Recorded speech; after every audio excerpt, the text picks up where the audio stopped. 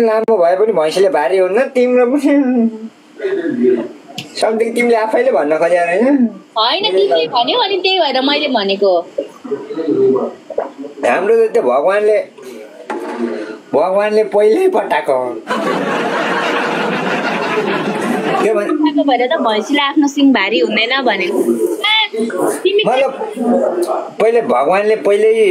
जन्मिँदै पठाउने चिज त के को भारी हुन्छ र पछि आउने चिज पो हो त भारी सिङ र हाम्रो त पछि त केही आउँदैन आँखा दुईटा आँखा पहिल्यै आउने हो के थाहा त्यो पनि भारी हुने कुरा भएन लाग्दै थियो कि आउने बेलामा भरे त्यो समयसँगै सिङ बढे जस्तै त्यो पनि बढ्दै गयो कि के थाहा भन्न सकिँदैन नि त त्यस्तै हो लगाइस त्यस्तै हो माथिबाट भगवानले नै पठाएपछि त्यसको एरिया पहिल्यै कम्पनी हेरेर राखेको हुन्छ ए भगवान हे शिवराम मैले के भनिरहेको छु तिमीले भन्यौ हामीलाई कहिले भारी हुँदैन मैले सिर्फ एक्जाम्पल दिएको छु भैँसीलाई यस्तो वाला सिङ भए पनि कहिले भारी हुँदैन भन्ने खोजेको क्या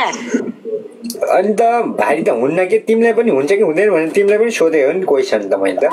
मेरो त सिङै छैन कहाँबाट भारी हुनु कोही कता छ के हुन्छ कि हुन्न भने त भारी हुन्छ तिमी त भैँसी पऱ्यो नि त तिमी भैँसीको आफ्नै सिङ त कहाँ देखिन्छ राँगोले देख्ने हो नि अनि भैँसी भएको भए भैँसीलाई कहिले आफ्नो सिङ भारी हुन्थ्यो त भनेको के बोल्या हौ तिमी के बोल्छौ यहाँ भैँसीले यहाँ आँखा तल हुन्छ सिङ माथि हुन्छ कहाँ देख्छ त आफ्नै आँखाले हो सिङ त मतलब छेउछाउको भैँसीले देख्छ राँगोले देख्छ त्यो भन्न खोजेको केटा हो अलिकति बिग्रे क्या हो यहाँ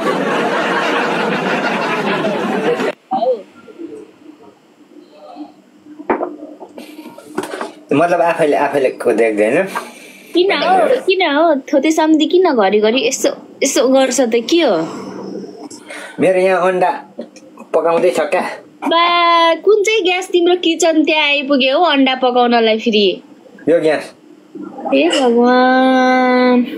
तिम्रो कुराले त म त 15 मिनट टोयलेट गएर आउँछु लाग्यो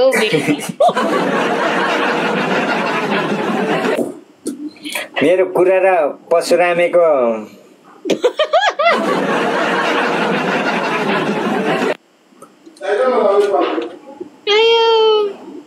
के सम्झेर हाँस्या तिमी कभी कभी मेरे दिल में अजीब सा ख्याल आता है के सम्झेर हाँस्या भनिहाले त कभी कभी मेरे दिल में अजीब सा ख्याल आता है भैँसी आफ्नो सिङ फोटोमा हेऱ्यो भने त देखिहाल्छ नि भनेर छ फोटोमा चाहिँ कहाँ हेर्न जान्छ बुढा भैँसीले फोटो खिच भनेर राँगालाई भन्छ कहिले तपाईँ अजिब छ मेरो दाइ राँगोसँग क्यामेरा हुन्छ भैँसीको मेरो सिङ फोटो खिच्छ नि हेर्छु तिमीले राँगोको क्यामेरा दिएको छैनौ अहिलेसम्मकै खतरा आयो पोको चाहिँ होइन कथाले माग्यो नि त त्यही भएर हो कि नत्र मलाई आउँदैन राँगो पालन तिमीले गरेर चाहिँ हामीलाई के थाहा मैले राँगो पालन गरे होइन त्यो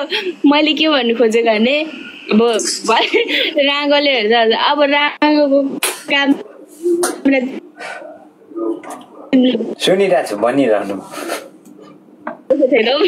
भनेको नि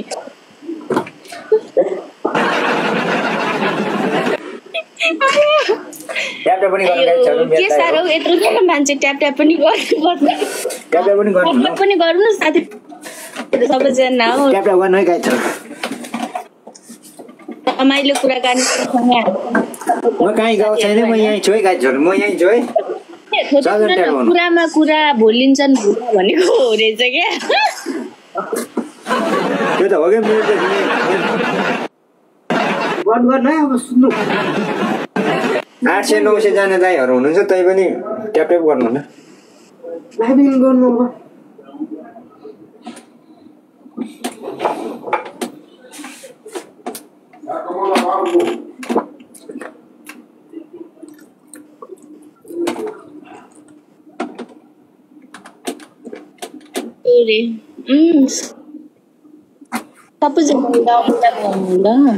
पुगु बोलाइ म यहीँ छु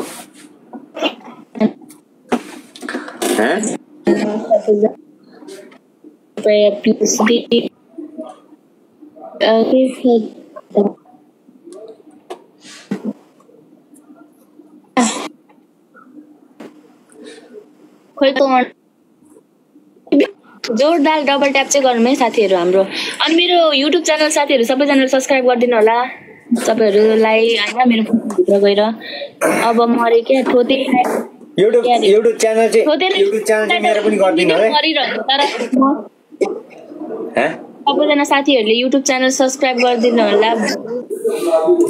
युट्युब च्यानल चाहिँ मेरो पनि गरिदिनु होला भ्लग आउनेवाला छ गाइजहरु हैन भ्लग हेर्नको लागि भए पनि तपाईहरुले भ्लग भन्दा पनि मेरो नयाँ र्याप आउँदैछ हामी परदेशीहरूलाई मिसाउँदै अनि धेरै मिसित रिमिक्स वाला आउँदैछ पहिलोचोटि रेकर्ड गर्दैछु मैले यही दुबईमै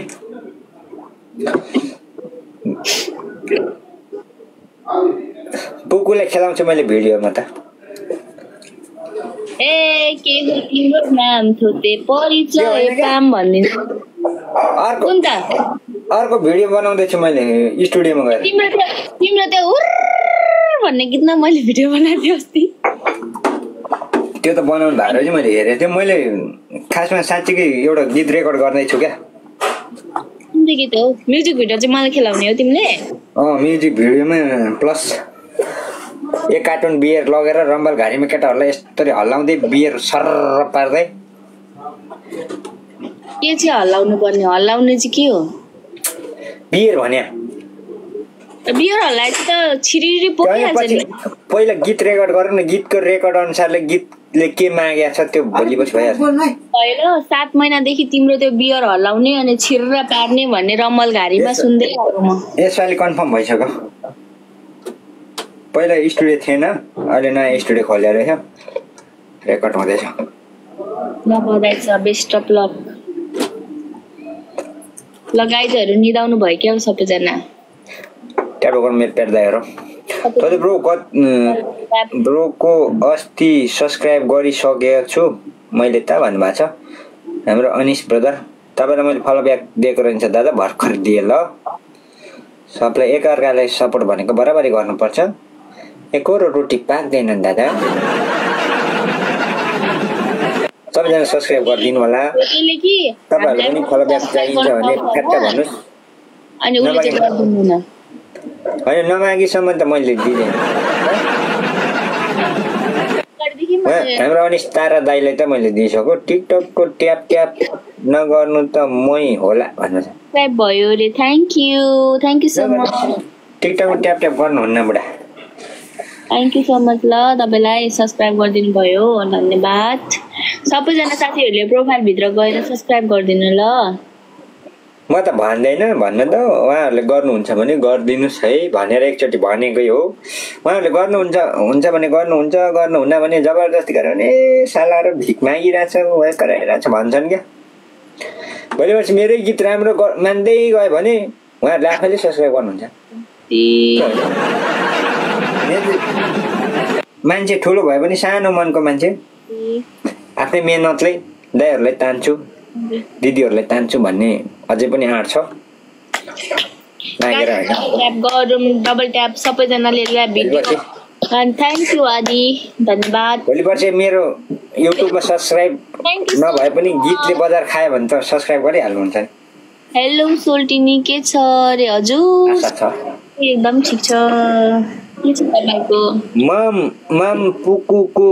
म गएको है भन्नुहुन्छ म पुकुमा गएको है ओके दादा जानुस् पुरा म भनेको हाम्रो एउटै साथीभाइ जस्तै हो थ्याङ्क यू जोशीजी धन्यवाद आगो जाँदा पनि हुन्छ मेरोमा आउँदा पनि फरक पर्दैन के छ एकदम ठिक छ हजुर तपाईहरुको के छ नयाँ नौलो हाल खबर को कताबाट हुनुहुन्छ सरर र कमेन्ट पनि गरौँ गाइजहरु बुलबुल काजी गीत सुनौँ त थोते भन्नुभएको छ गीत अब एकैचोटि युट्युबमा आउँछ दादा एक हप्ता पछि रेकर्ड भएर यस्तो छ त रेकर्ड भयो सानै अर्को हुन्छ नि हो स्टेजमा गाउनु पर्ने गीत र गाडीमा गाएको गीत र स्टेजमा गाएको गीतमा फरक हुन्छ नि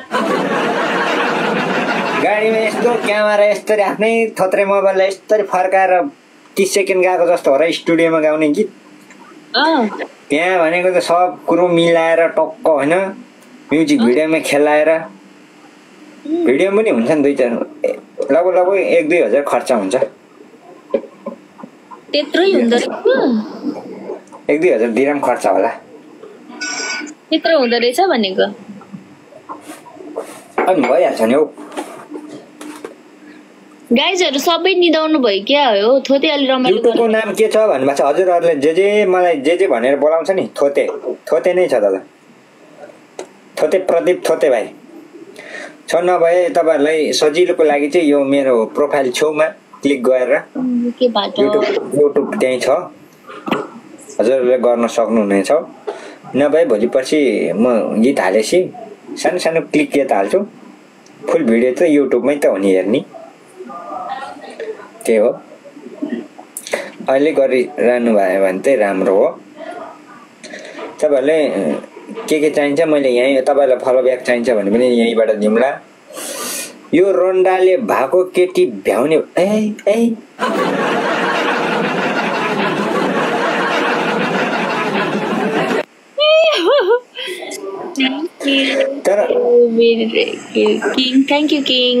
तर यहाँ मेरो प्यारा दाइहरुले चाहिँ के सोच्छ भने केटी जिस्काउँछ थोते भाइले सबै पट्याउँछ लान्छन् भन्ने होला यहाँ बोलिरहने हाम्रो पुकु हुनुहुन्छ पुकुलाई सोध्नु बाहुनी बोल्छ बाहुनीलाई सोध्नु पेमालाई सोध्नु म कस्तो मान्छे हो पुकुले त अहिलेसम्म मलाई भेटेको पनि छैन नानीलाई सोध्नु त्यो नानीजीलाई मनिषालाई सोध्नु लाइभमा भन्दा मैले बाहिर एउटा मेसेज लेखेको छ भने मलाई भन्नु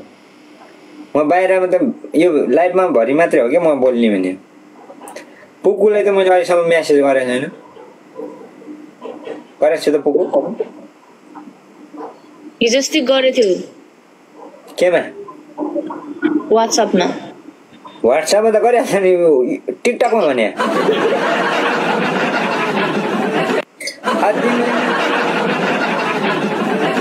तिमीले नि मेसेज गर भनेर मलाई नम्बर दिएपछि गर्दैन त टिकटक मैले गरेको छु त अहिलेसम्म तिमीले नम्बर मागेर पो मैले दिएको त थोडी न मैले पनि आफै दिएको नम्बर साला कुन बेला झ्याप भएर मागेको छु यार म त्यति त माग्दिनँ त कहिले म प्राय म अलिअलि खाएरै बसिरहेको हुन्छु झ्याप भन्ने बेला मागे क्या तर तिमीले पनि सोचेर दिनु पर्थ्यो नि त फ्याट्टै दिनु तिम्रो गल्ती हो नि दि पनि हाले फेरि मैले नम्बर फ्याक्दिम नि हाले फेरि मेसेज गर्नै छोड्यो होला त्यसपछि फ्याँकिहाल्छ नि तिम्रो मेसेज पढेर के गर्नु ल साथीहरु यहाँनेर यो युट्युब च्यानल सब्स्क्राइब गर्नु पर्यो खाना खानु भयो पुकु खाना खानु भयो खाना चटपटे खायो हजुर आज मैले चटपटे खायो छोरी मान्छेलाई अलिकति आन्द्रामा 1-2 सिटा पुग्यो भने पनि पुग्यो क्या चटपटे खाए तिमीहरूलाई छोरी मान्छेले त चुइगम खाँदा पनि अगाउँछ होला है रस आउँछ नि त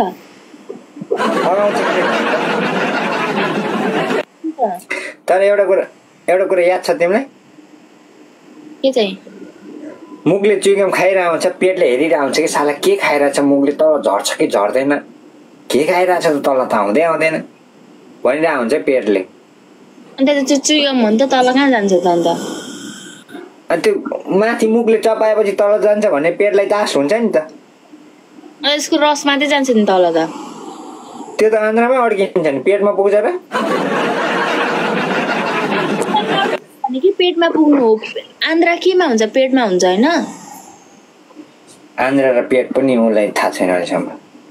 ओके थाहा छ। होइन मैले यस्तो अस्ति रिसर्च गरेको पेटले चाहिँ हेरिरहन्छ होला क्या माथि चाहिँ चप्याक गरेर चपाएपछि त भात हो भने त तल झरिसक्थ्यो।